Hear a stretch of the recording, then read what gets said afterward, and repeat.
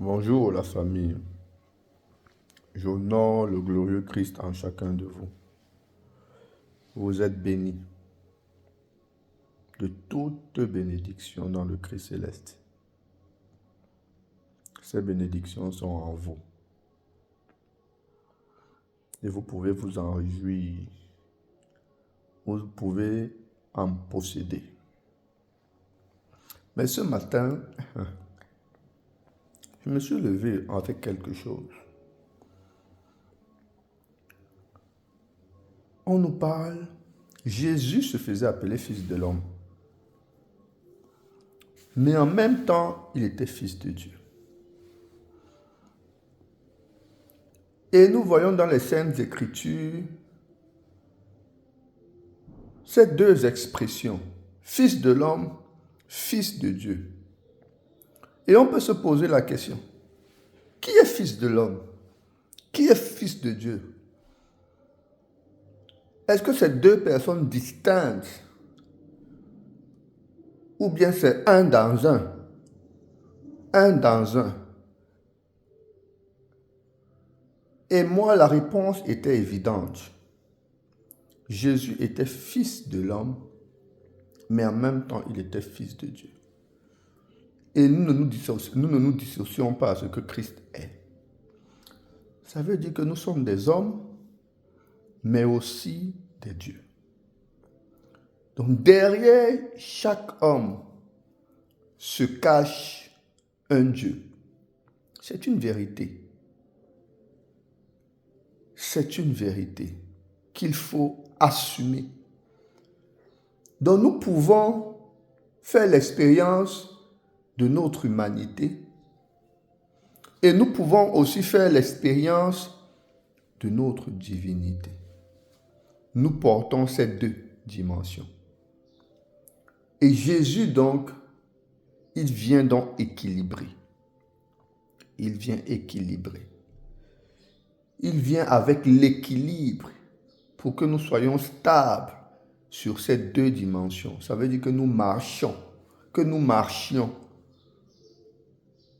dans l'équilibre pour que l'une ne nous emporte pas. Oui, parce que nager, être dans les dimensions célestes sans intégrer la dimension terrestre est aussi un problème. Mais ce n'est pas de ça que je voulais parler aujourd'hui.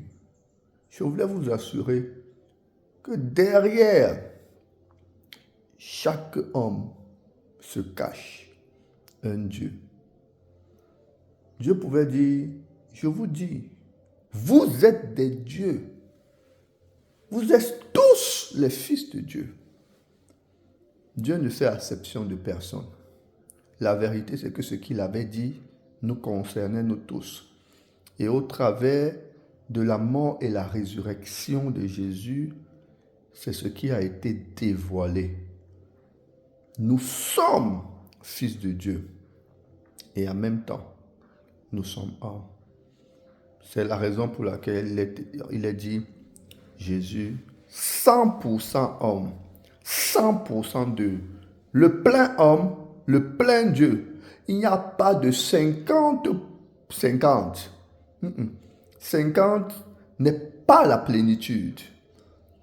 Donc nous sommes 100% homme, 100% Dieu. Et l'Esprit de Dieu, donc, le Saint-Esprit vient donc équilibrer la balance. Équilibrer la balance. Donc, mon frère, ma soeur, toi qui m'écoutes, tu n'as pas le droit de te sous-estimer. Quand Dieu te voit, il voit un Dieu. C'est pour ça qu'il te dit, il t'a fait, il voit quelqu'un qui l'a fait à son image.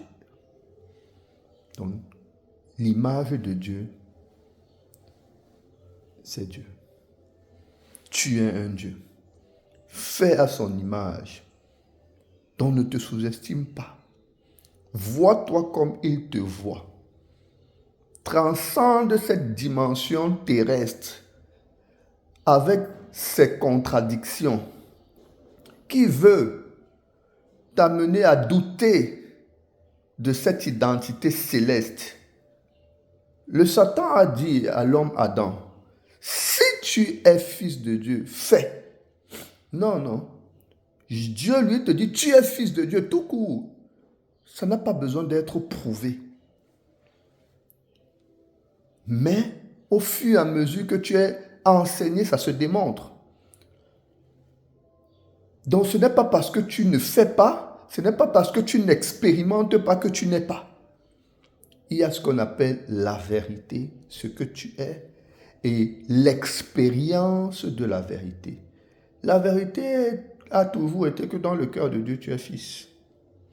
Maintenant, tu peux expérimenter ta dimension inférieure, ça veut dire ta dimension terrestre, tout simplement par ignorance. Mais je veux t'interpeller ce matin. Tu es déjà. Parce que tu es déjà à cause de ce qui a été fait. Maintenant, manifeste.